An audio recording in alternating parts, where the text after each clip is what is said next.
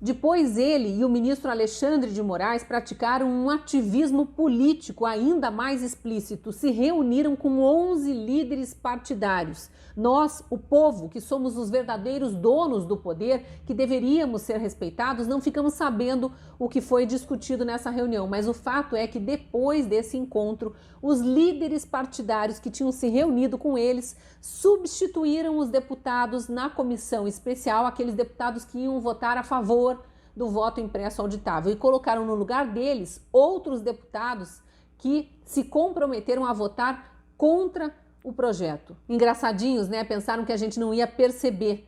E foi a partir dali que começou uma guerra para tentar derrubar a pauta que tem apoio popular, tanto que centenas de milhares de pessoas foram para a rua no dia 1º de agosto apenas para defender isso, o voto impresso auditável. Bem, os ministros do STF decidiram pressionar contra e exigir, deram um prazo para que o presidente da República apresentasse provas de que o sistema eleitoral brasileiro não é seguro. E o presidente Bolsonaro respeitou a ordem judicial, respeitou conforme diz a Constituição e fez isso, apresentou provas. Numa live junto com o ministro da Justiça, Anderson Torres, ele mostrou vários indícios de possíveis fraudes nas eleições de 2014 e 2018. É bom lembrar que quando o presidente Bolsonaro era deputado, ele foi o autor da proposta de se implantar uma impressora acoplada à urna eletrônica para que o eleitor pudesse ver ali logo depois de digitar os números dos candidatos o nome que saía impresso, para conferir se era mesmo aquele o candidato em que tinha votado e só então apertar o confirma e permitir que aquele voto físico caísse numa urna para uma possível auditagem, uma possível conferência depois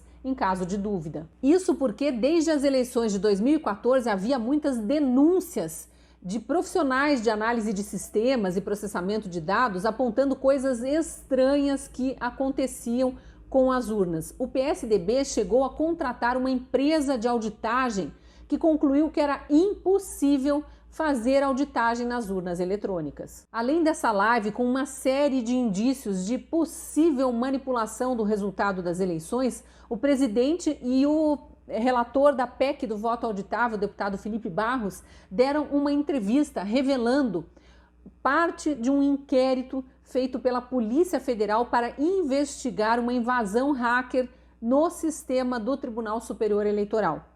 Esse hacker ficou 6 meses acessando o código-fonte que dá acesso às urnas eletrônicas sem que ninguém descobrisse. A história só veio à tona porque o hacker escreveu um e-mail para um site de tecnologia contando tudo o que ele tinha aprontado com o código-fonte, descobrindo senhas de funcionários do TSE. E aí, o site informou ao TSE que pediu à Polícia Federal a abertura do inquérito. Foi por isso que a Polícia Federal investigou e, para a polícia, o coordenador de tecnologia do TSE confirmou que o sistema tinha sofrido uma invasão. E pior, admitiu que não tinha os arquivos para demonstrar por onde o hacker andou, quais urnas ou códigos-fontes ele acessou, algo considerado de extremo amadorismo por especialistas em tecnologia. Ou seja, o TSE foi invadido e apagou as provas que poderiam confirmar o crime. Aí, quando a gente acha que o assunto está pacificado, que o TSE e os deputados que eram contra finalmente entenderam por que a população quer o voto impresso auditável, quer ter urnas mais transparentes, um sistema mais confiável, o STF e o TSE fazem o quê? Apresentam uma notícia crime contra o presidente e o acusam de fake news, por ofender o presidente do Tribunal Superior Eleitoral e espalhar notícias falsas. Falsas! Um inquérito da Polícia Federal agora é falso. Confissões de um hacker e de um funcionário do TSE são falsas. Olha, de novo, Tribunal de Justiça, seja Superior Eleitoral ou Corte Suprema, não são delegacias de polícia.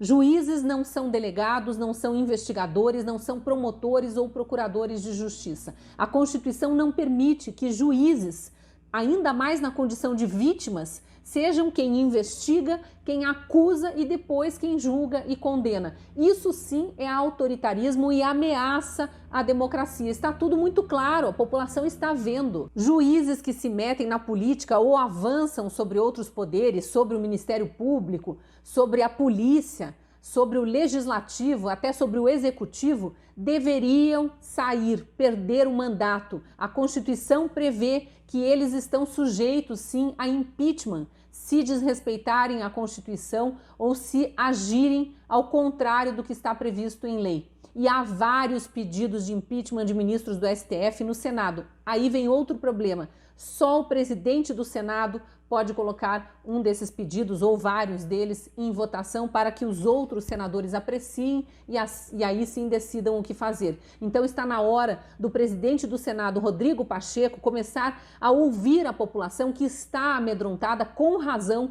com tantas ameaças ao Estado democrático de direito, com toda essa ditadura do Poder Judiciário. Termino com as observações feitas no Twitter pelo deputado Felipe Barros, relator da PEC do voto impresso auditável. Abre aspas. Estamos diante da maior campanha de desinformação dos últimos anos, o mais grave, promovida pelo próprio TSE.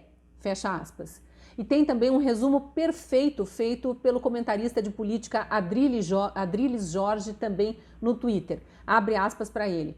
Barroso disse que Bolsonaro atropela a democracia e o processa por mentir que urnas são violáveis. Inquérito da polícia prova que urnas são violáveis. Quem deve pagar por ter mentido e atropelado a democracia depois que a mentira de Barroso veio à tona? Fecha aspas. E ele continua o raciocínio, abre aspas de novo. Soltaram o maior corrupto do país para ser candidato, cercearam poderes do presidente, calaram, prenderam pessoas sem processo. Agora querem prender e tirar o presidente do poder porque ele falou em eleições limpas. O golpe está dado, só finge não ver quem dele participa. Sejamos claros. A Justiça Eleitoral, comandada pelo STF, através de um inquérito ilegal e imoral, parece orquestrar um golpe preventivo contra um golpe imaginário do presidente. O Poder Judiciário não pode atropelar 58 milhões de votos. A democracia corre risco. Fecha aspas. Pesado, né? Mas necessário debatermos isso. Eu gostaria de saber o que você está achando de tudo o que vem acontecendo no Judiciário e também com os outros poderes, especialmente nessa questão das eleições mais limpas e mais transparentes. Deixa aí seu comentário, se gostou do vídeo, curta e compartilhe para que ele chegue a mais gente. E se você não é assinante da Gazeta do Povo, eu te convido a apontar a câmera do celular para esse código que aparece na tela e ali ter acesso a uma promoção. Sendo nosso assinante, você ajuda a manter vivo um jornalismo único no Brasil, que luta pela democracia, pelas liberdades, pelo Estado democrático de direito. Te espero lá na Gazeta.